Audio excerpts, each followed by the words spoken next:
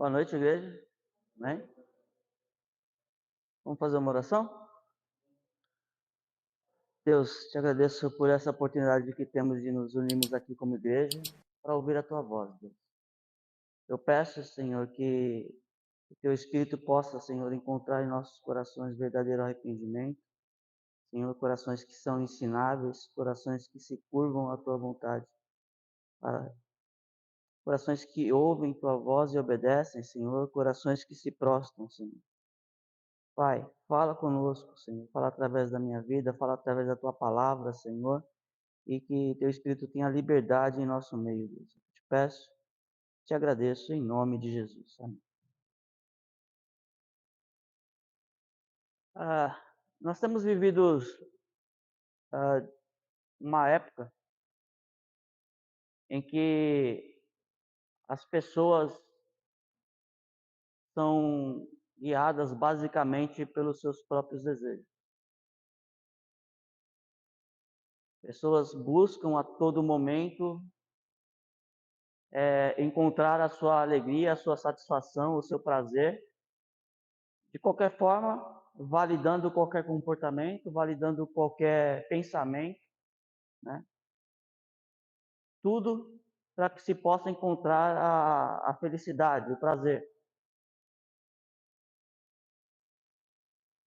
E existe uma frase que é retirada de um texto, de um poema, que é muito antigo, mas que diz o seguinte: Carpe diem, quam minimo credula postero. Essa frase é traduzida, diz o seguinte: aproveite o dia, confie o mínimo no amanhã. Né? Se não me engano, aquele filme A Sociedade dos Poetas Mortos, Robin Williams, ele fala sobre isso. Ele ensina os seus alunos a viverem aproveitando o dia, aproveitando o momento, né? E a ideia em si é maravilhosa, né? Todo mundo pensa, puxa, quanta coisa eu tenho perdido no meu dia a dia, só deixando de aproveitar as oportunidades. Só que o problema não é o carpe diem em si, mas o que vem após isso para o cristão. Porque um cristão falar que não pode confiar no amanhã, é o mesmo que o cristão eu dizer para si mesmo que não existe a eternidade, que não existe o nosso lar, e nós não esperamos a nossa pátria. E não somente isso, quando um cristão pensa em aproveitar o dia, ele tem que pensar de uma maneira totalmente diferente do que aquilo que é comumente pensado na nossa cultura, na nossa sociedade. Né? O que se pensa? Vou aproveitar tudo aquilo que me dá prazer, tudo aquilo que eu posso, de alguma forma, sentir alegria, sentir felicidade. Não. O cristão ele precisa entender que o nosso carpe diem é cumprir a vontade do Pai.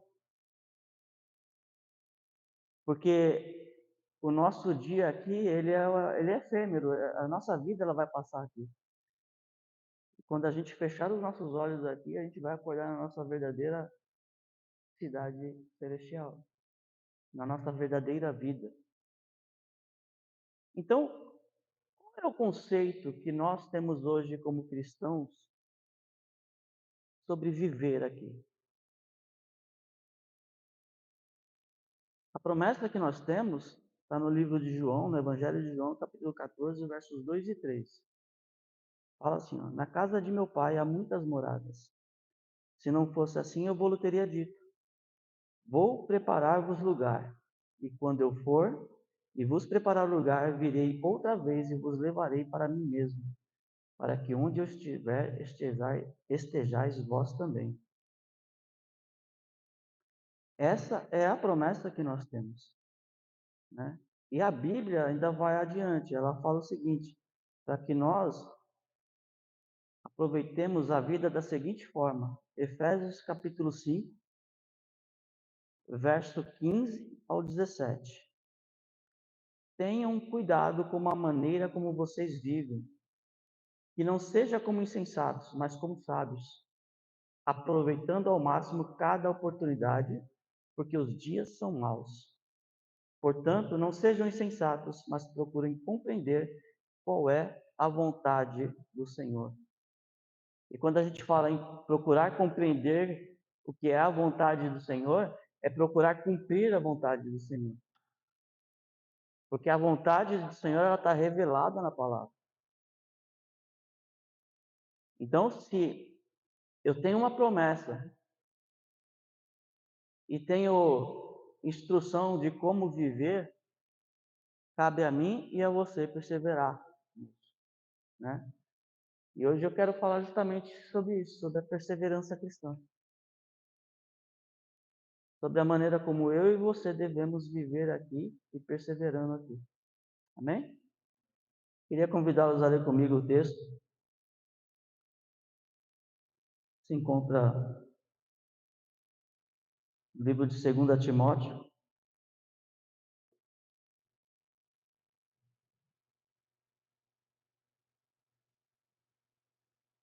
capítulo 4,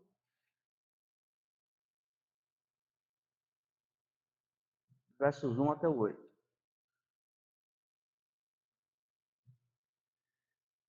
Na presença de Deus e de Cristo Jesus, que há de julgar os vivos e os mortos por sua manifestação e por seu reino, eu o exorto solenemente.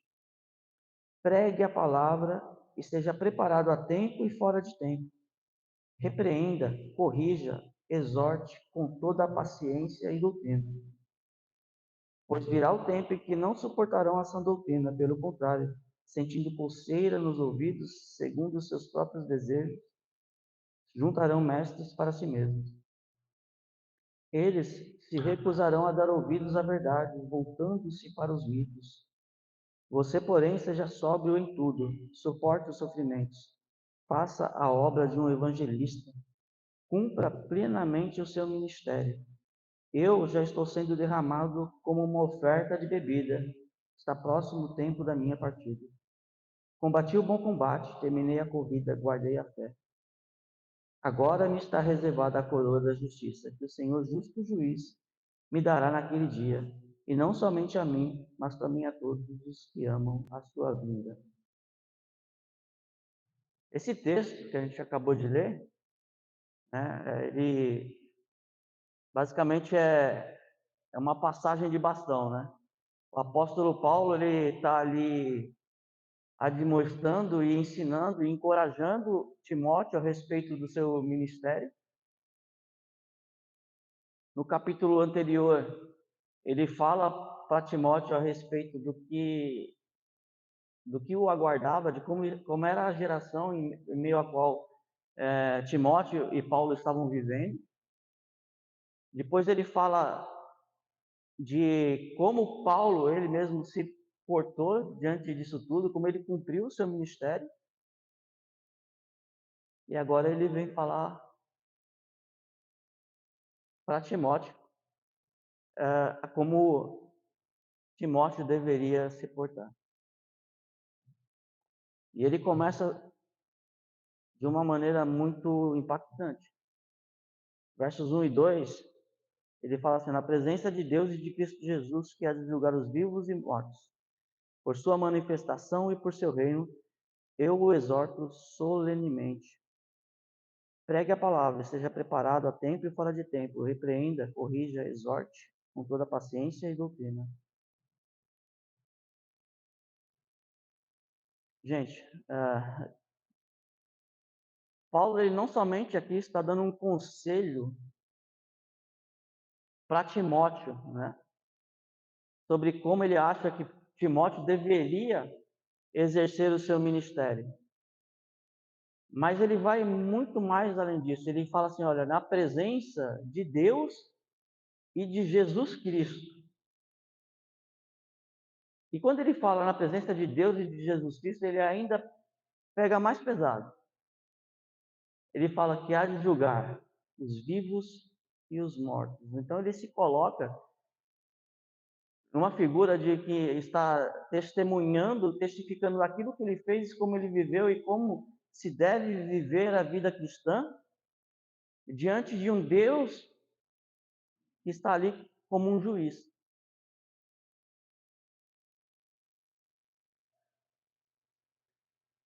E a recomendação é o seguinte: ó, você precisa seguir o modo de vida que eu vivi. E como é que foi que ele testemunhou diante dessa sociedade? Paulo testemunhou através do seu ensino, através da conduta, através do propósito, através da fé, através da paciência, da perseverança, das perseguições e dos sofrimentos. E o engraçado é que a gente quer testemunhar, que a gente quer ser esse tipo de testemunha através das bênçãos, através das vitórias, através das conquistas.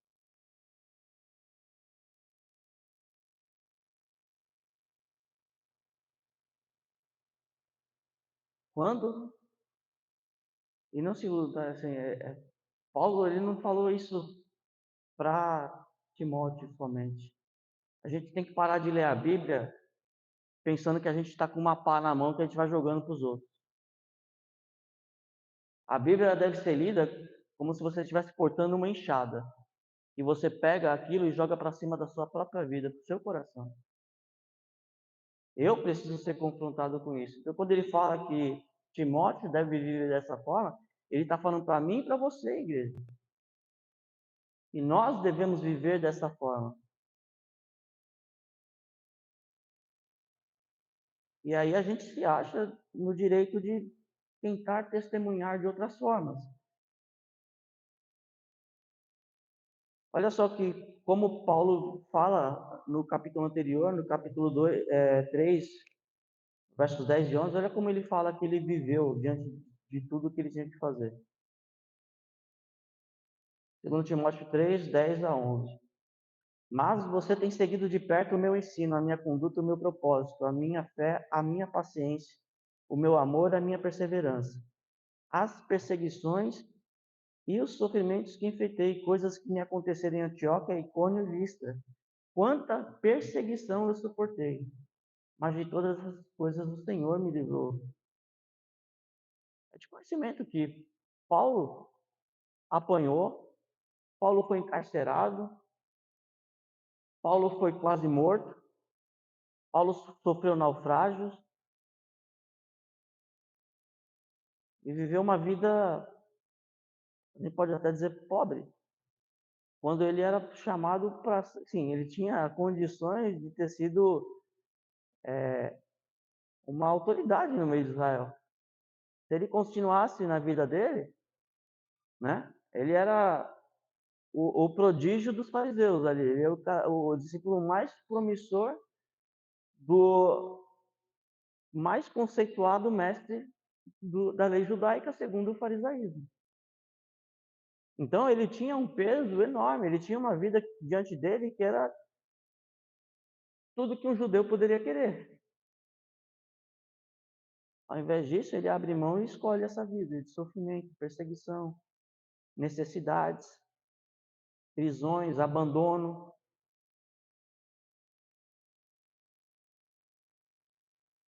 E é esse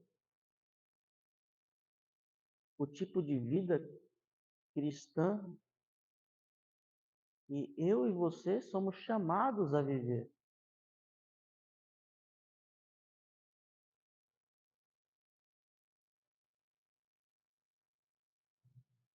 A gente não pode continuar vivendo, e eu estou me incluindo nisso, não pense que a gente não é tratado pela palavra quando a gente monta um estudo, quando a gente faz o estudo.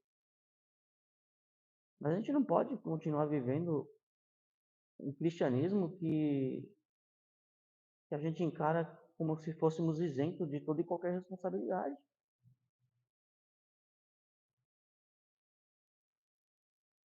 Qual tem sido a responsabilidade que eu e você, como igreja do Senhor, como cristãos, temos assumido diante da realidade que nós estamos vivendo hoje? Será que nós temos assumido o papel que Paulo assumiu? Será que nós minimamente cumprimos 10% do que Paulo pensou em fazer? Eu não estou nem falando de Jesus. Estou citando Paulo, que era um homem como nós.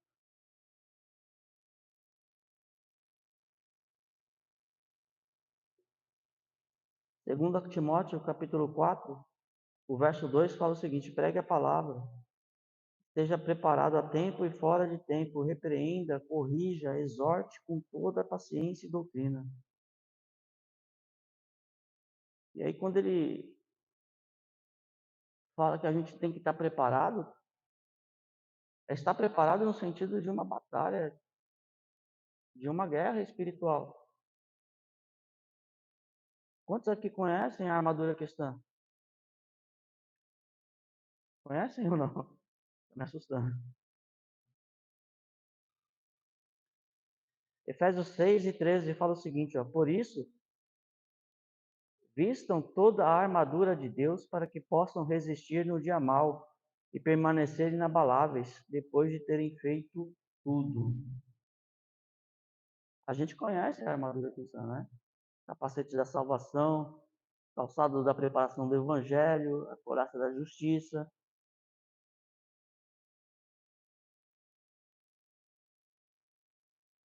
E aí eu pergunto para você, você alguma vez já parou para analisar a tua vida e verificar se você tem realmente toda essa armadura em você?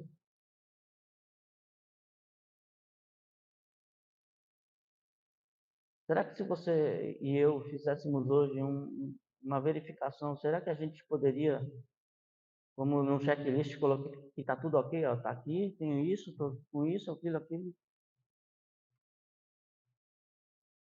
Porque me parece que a gente está vivendo um tempo em que basta que nós nos reunamos aqui como igreja,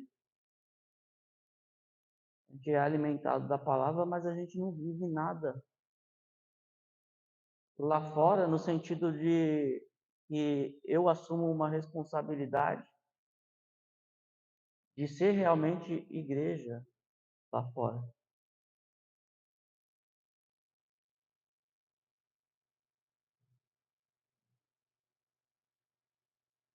Paulo, ele transmite exatamente esse peso para a vida de Timóteo. Ele fala: Timóteo, está aqui, ó, você vai enfrentar isso aqui e você tem que viver assim, cara. É esse o tipo de vida que você precisa viver. Assim como eu vivi, diante de um Deus que vai vir como juiz um dia, eu te exorto, viva desta maneira. Quando ele fala sobre, sobre esse Deus que vai julgar vivos e mortos, o quadro que está na cabeça de Paulo ali é exatamente o que é narrado no Evangelho de Marcos, capítulo 5, versículo 31 até o 46, que é sobre o grande trono branco, em que o próprio Senhor Jesus vem e aí ele vai julgar as nações, e cada um individualmente é julgado de acordo com as suas obras. Então, é esse o peso que, assim, é essa seriedade que Paulo está encarando esta exortação para a vida de Timóteo.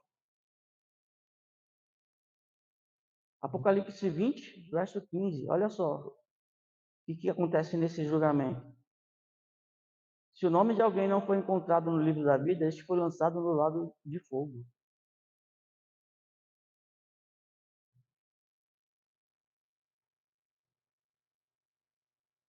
Não que eu e você, igreja, iremos passar por esse julgamento de não ter o nome de... Não, a nossa salvação já estará garantida nesse cenário. Mas Paulo está trazendo ali a seriedade do juiz que ele está se colocando diante ali para testemunhar o tipo de vida que se espera do cristão.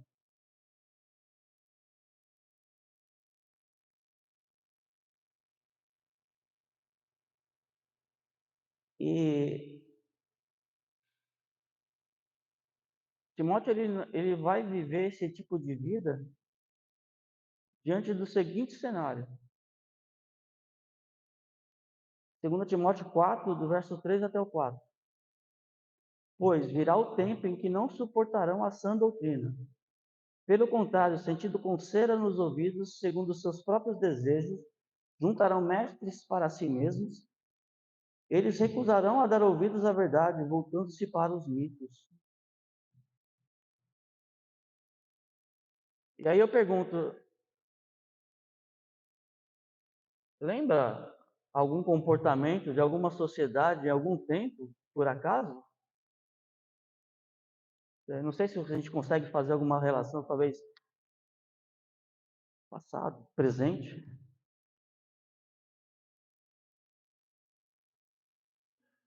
Vocês já viram o incômodo que é falar da verdade do Evangelho na sociedade de hoje?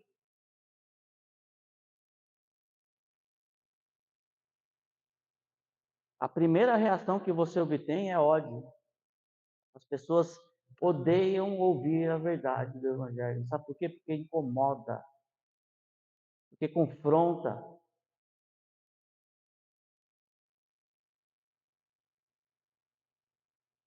Eles desprezam o Evangelho, eles desprezam a verdade. E como pode ser fácil viver desse modo que Paulo está falando para Timóteo viver no meio dessa sociedade? Não pode. E por que nós estamos vivendo tão facilmente no meio de tudo isso?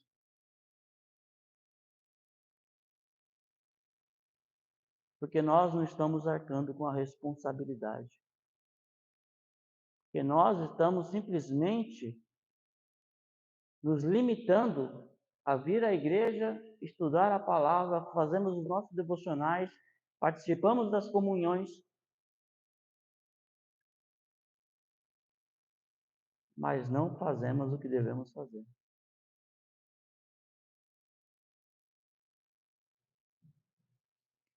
E apesar disso, apesar dessa sociedade que odeia a palavra, apesar dessa sociedade que tem aversão a ouvir a verdade do Evangelho, nós precisamos olhar para eles da mesma forma como Deus ensina Jonas a olhar para a população de Nínive. Jonas capítulo 4, verso 11. Contudo, Nínive tem mais de 120 mil pessoas que não sabem nem distinguir a mão direita da esquerda, além de muitos rebanhos. Não deveria eu ter pena dessa grande cidade? Outro texto, Isaías capítulo 9, verso 2. O povo que caminhava em trevas viu uma grande luz sobre os que viviam na terra da sombra da morte. Raiou uma luz. E aí o que mais me toca o coração, João 3,16. Porque Deus tanto amou o mundo que deu seu Filho unigênito para que todo aquele que nele crê não pereça, mas tenha a vida eterna. O que vai ser dessa geração, dessa cultura, dessa sociedade, se não houver a luz brilhando para que eles possam ser iluminados?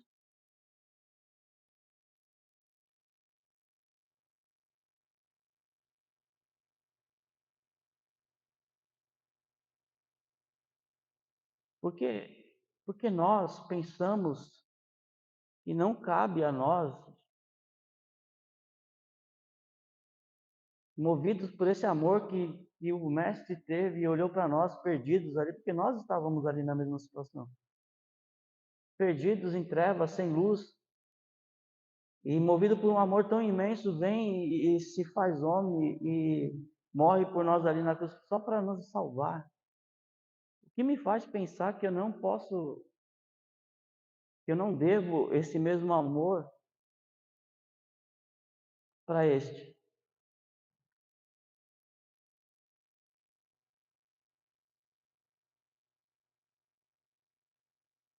Uma geração que está perdida, uma geração que quer apenas buscar o seu desejo, mas que não sabe distinguir a mão direita da mão esquerda.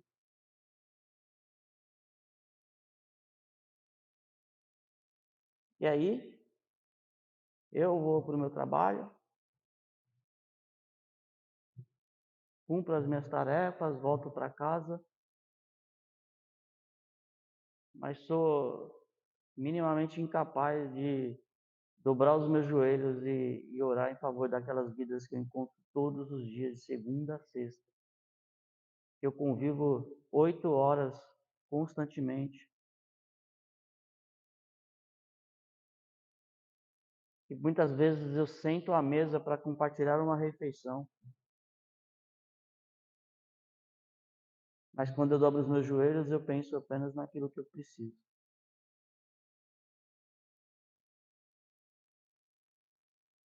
Se eu,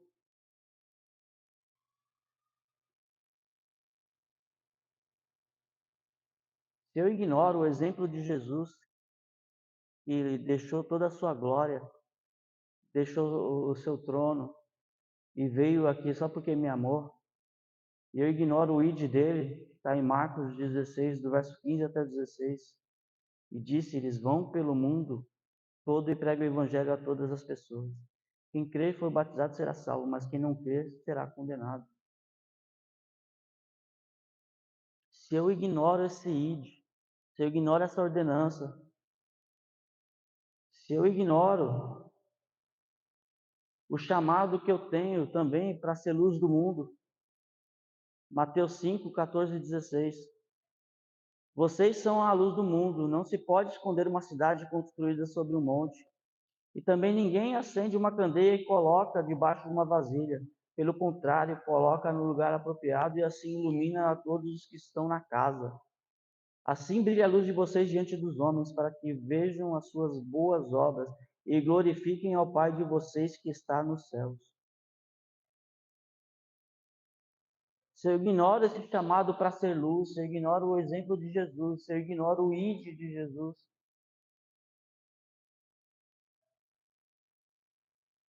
eu também estou buscando o meu próprio ego.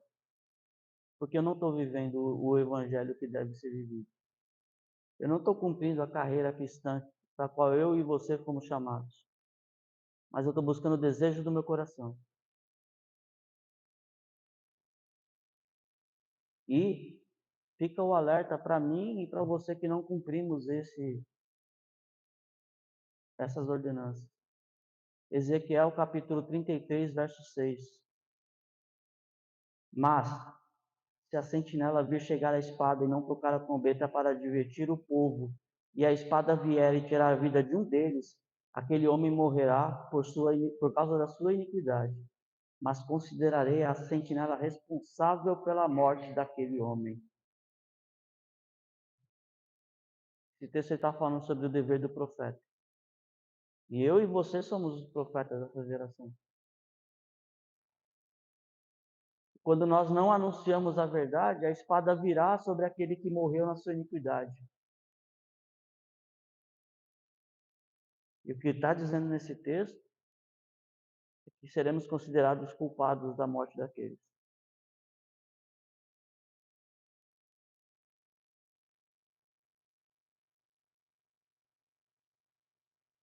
Como eu e você podemos viver alheios a essa responsabilidade? Não por medo de sermos considerados culpados, mas ainda mais pela falta de amor pelas vidas que o nosso Deus tanto amou. Que o nosso Jesus se deu naquela cruz. Como? Hoje eu e você somos chamados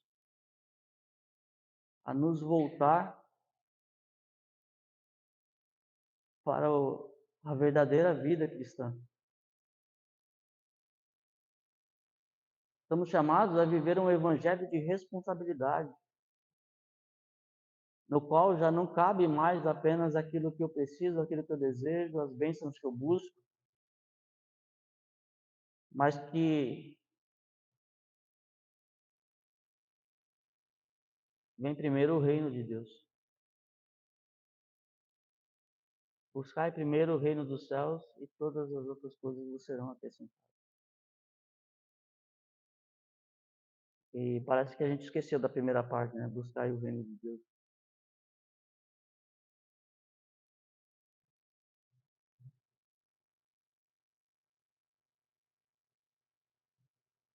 E a minha oração hoje é que eu e você sejamos confrontados por essa reflexão, por essa verdade. Que nós possamos nos voltar para um evangelho que é efetivo dentro da realidade do reino de Deus. Um evangelho que busca a vontade de Deus e que deixa de lado o nosso egoísmo.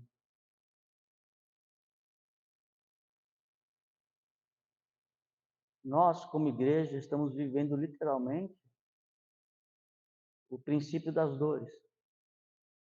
As coisas estão se apertando cada vez mais e estamos aqui alheios.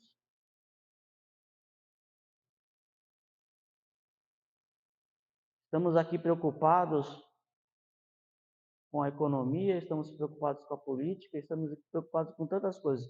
Vou falar uma coisa para vocês: vai de mal a pior.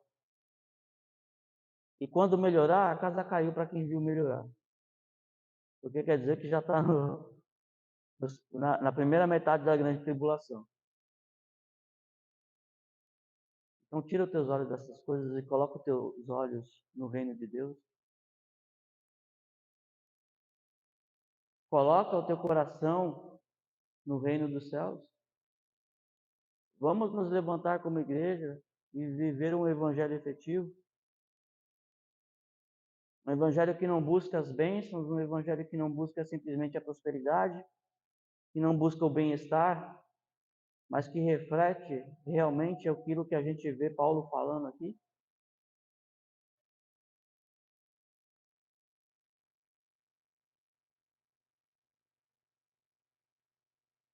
No verso 5,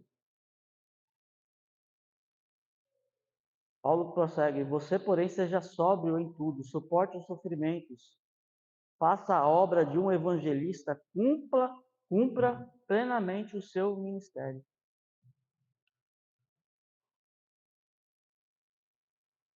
Amados, quando ele fala porém, quer dizer que a gente tem que ser diferente de tudo aquilo que ele falou antes.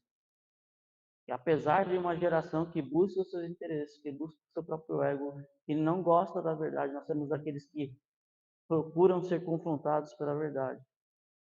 Nós temos que ser aqueles que procuram a vontade do reino de Deus.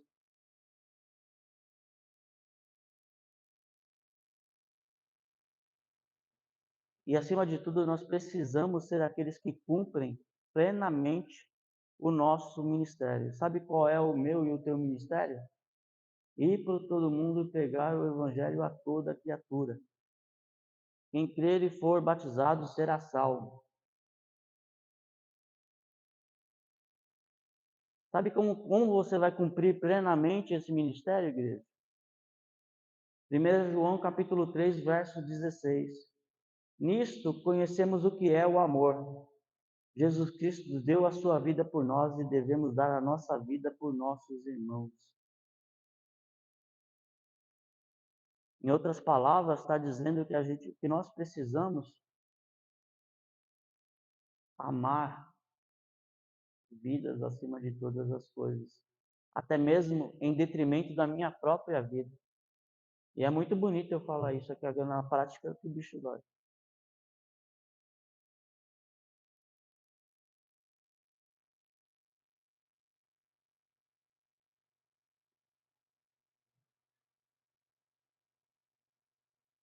Paulo ele tinha muito claro isso na cabeça dele.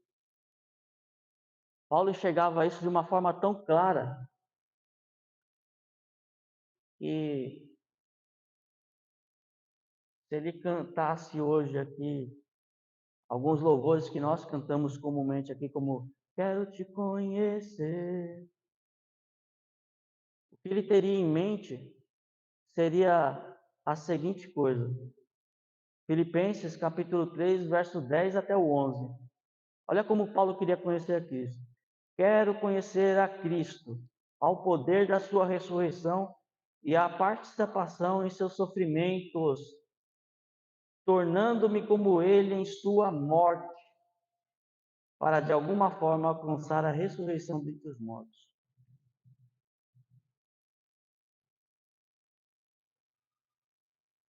Esta é a maneira que nós precisamos desejar conhecer a Cristo.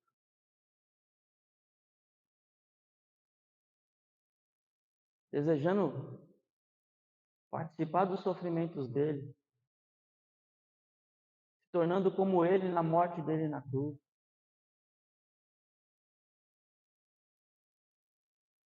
Não é ter uma experiência sobrenatural de perder os sentidos e ver anjos e que seja. Mas conhecer a Cristo envolve sofrimento e morte. Sofrimento e morte por causa do amor ao Evangelho, por causa do amor a vidas. E como a gente vive alheio a isso.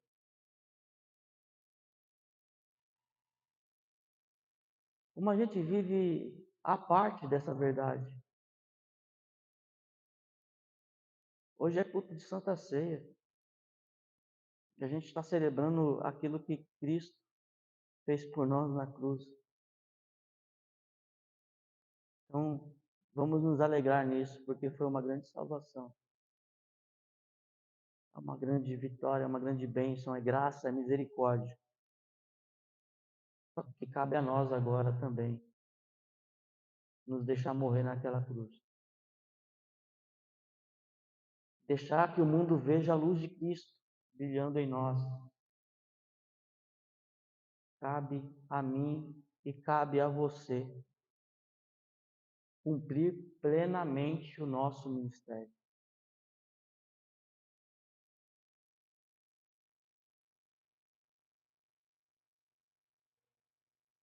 A igreja precisa ser muito mais do que nós.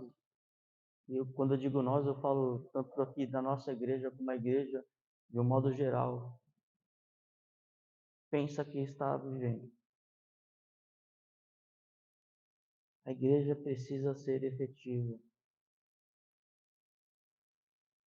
Nós precisamos nos levantar como aqueles que vão falar a verdade nesses últimos tempos.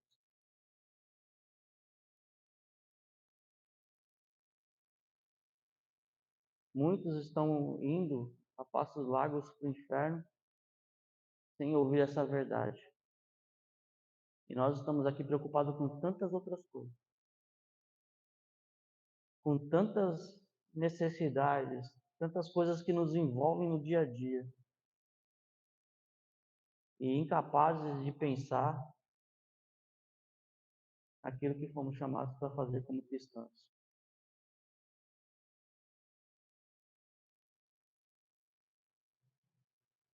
Paulo ele prossegue, versos 6 até o 8.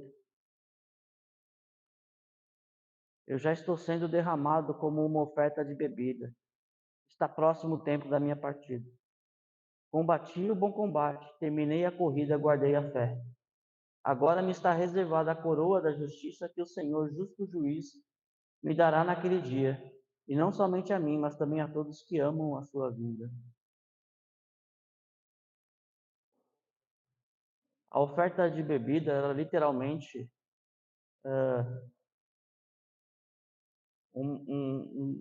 vamos tornando uma maneira bem geral, era um complemento ao sacrifício ofertado, na qual a pessoa jogava ali vinho em cima da oferta ali, como se fosse assim, ó, tá acabado, o sacrifício terminou.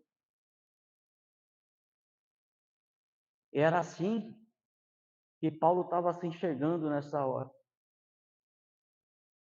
Ele já tinha entregue tudo a Cristo.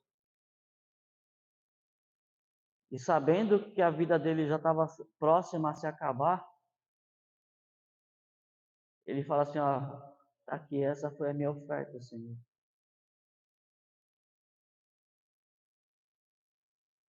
Cara, que sentimento, que consciência, que percepção da vida cristã que Paulo tinha.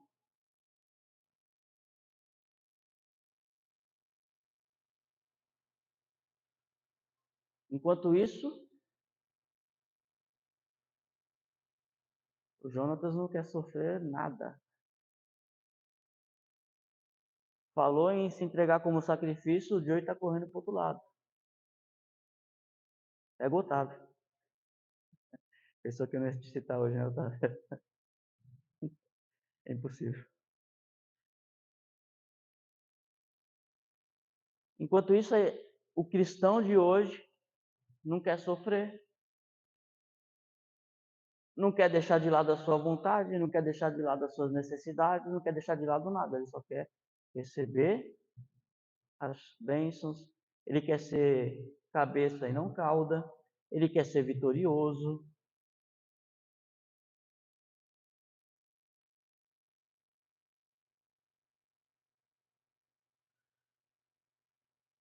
E Paulo olha para a sua vida e ele fala assim: olha, eu combati o bom combate,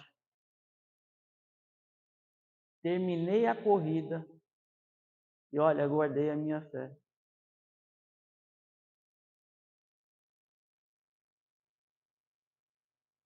Cara, eu fico pensando se eu tivesse a consciência de que meus dias estão se findando, se eu minimamente poderia falar qualquer um desses três aqui.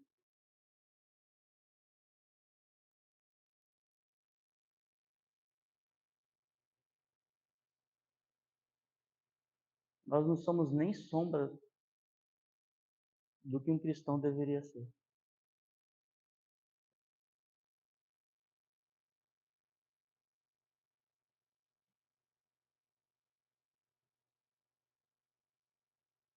Hebreus, livro de Hebreus, capítulo 12, verso 1 até o 2.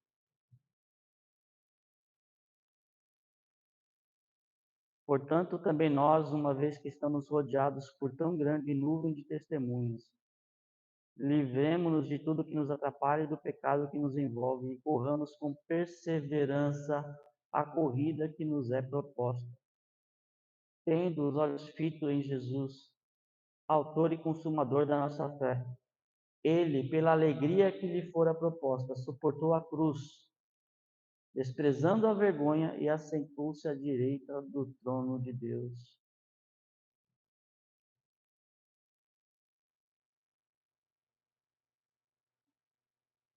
Nós somos chamados para viver dessa maneira, porque nós temos uma viva esperança. Nós temos uma certeza, diferente do que nós lemos no começo, nós temos uma certeza. E essa certeza é de que nós vamos nos encontrar com o nosso Senhor Jesus. E aí, como Paulo, a gente pode entender que nada daqui se compara à glória que está proposta para nós. Jesus Cristo, ele vem, ele se despe de toda a sua glória, se faz homem, passa por humilhações, dores, solidão e tantas outras coisas. Sabe por quê? Porque ele tinha uma alegria proposta para ele que era muito maior. Essa alegria era eu, é você e tantos outros que amam a vinda do Senhor Jesus. Porque ele nos viu, ele suportou. E esse amor precisa arder no nosso coração para que, ao ouvir esse chamado, nós nos sintamos compelidos por uma forte vontade de viver isso dia após dia até o fim da nossa vida. Porque está algo proposto para nós lá adiante.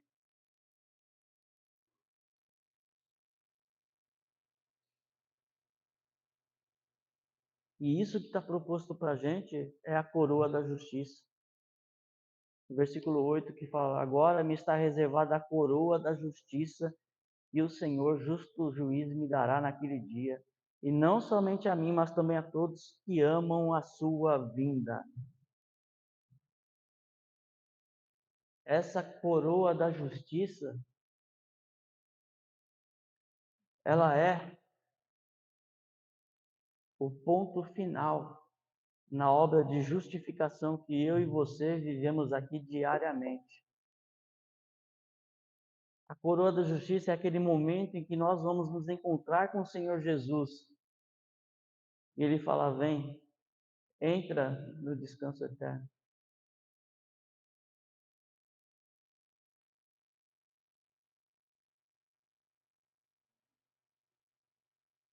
Tiago 1:12.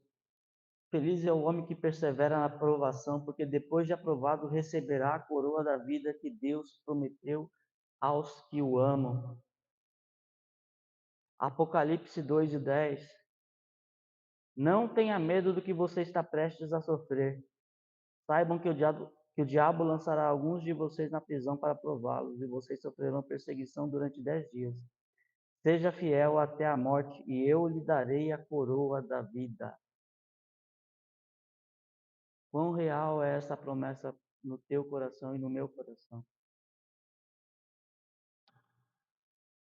A realidade dessa promessa precisa arder no nosso coração, porque só assim a gente persevera.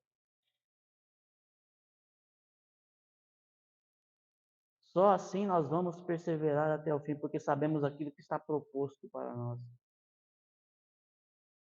O próprio Senhor Jesus, e diante dele tudo perde valor.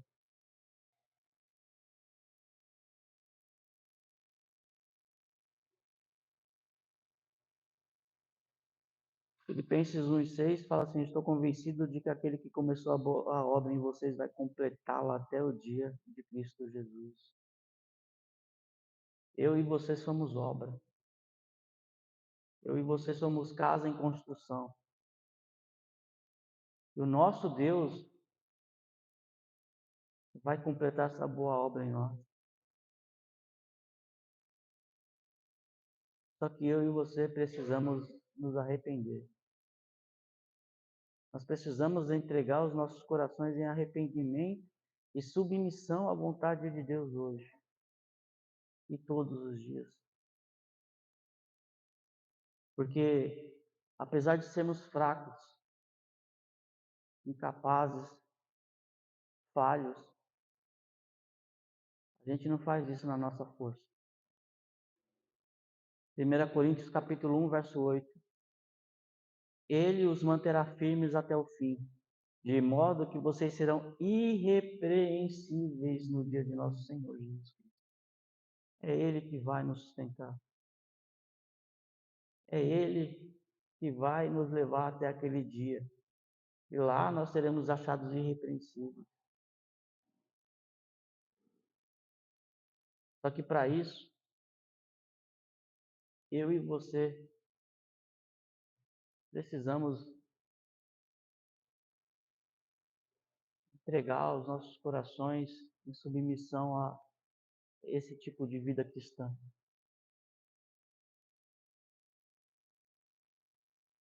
Reconhecendo que Ele vai nos levar até aquele dia. Qual a diferença entre eu e o apóstolo Paulo? Coração. Paulo tinha esse coração de que se entregava e queria se doar como oferta.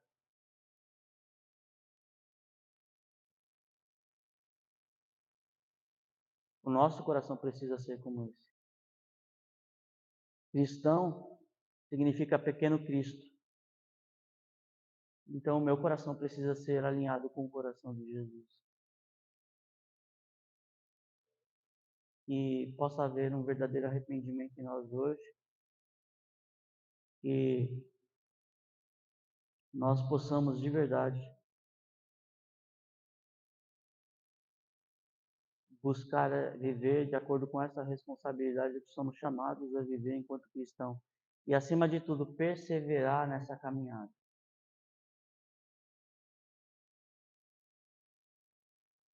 Porque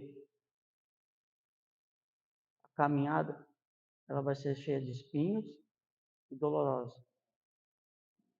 Só que quando nós temos essa promessa ardendo no nosso coração, nós encontramos a verdadeira força que vem do nosso Senhor Jesus Cristo para seguir adiante. Amém? Pense nisso e viva bem. Pratique e viva eternamente. Vamos orar? Deus, obrigado, Senhor, pela tua palavra. Obrigado, Senhor, pela tua verdade, Senhor. E por podermos ouvir a tua voz, Senhor. Eu peço, Deus, que teu Espírito possa falar melhor aos nossos corações e possa nos encontrar, Senhor, em verdadeiro arrependimento e obediência, Senhor. Vem e nos transforma, Senhor, nos muda, nos molda, Senhor, de acordo com a tua vontade. Nós precisamos ser transformados, Deus, nós precisamos ser mudados, Senhor, e alinhados de acordo com o teu coração, Deus. Fala conosco, Senhor, nos muda, Senhor. Teu Espírito tenha liberdade, Senhor, que teu Espírito tenha, Senhor, livre ação dentro de nós, Senhor, que nós possamos ser aqueles que buscam, Senhor, verdadeiramente, Senhor, o reino dos céus, Pai. Porque amam, Senhor, a tua vinda e aguardam, Pai, a tua volta, Senhor. Nos faz aqueles que brilham, Senhor, aqueles que mostram a tua luz ao mundo, aqueles que falam do teu amor, Senhor, aqueles que, Senhor, aceitam, Senhor, o chamado, Senhor, para sofrer e se parecer contigo, Deus. Pai, Senhor, a tua obra em nós, Deus. Eu te peço, te agradeço em nome de Jesus.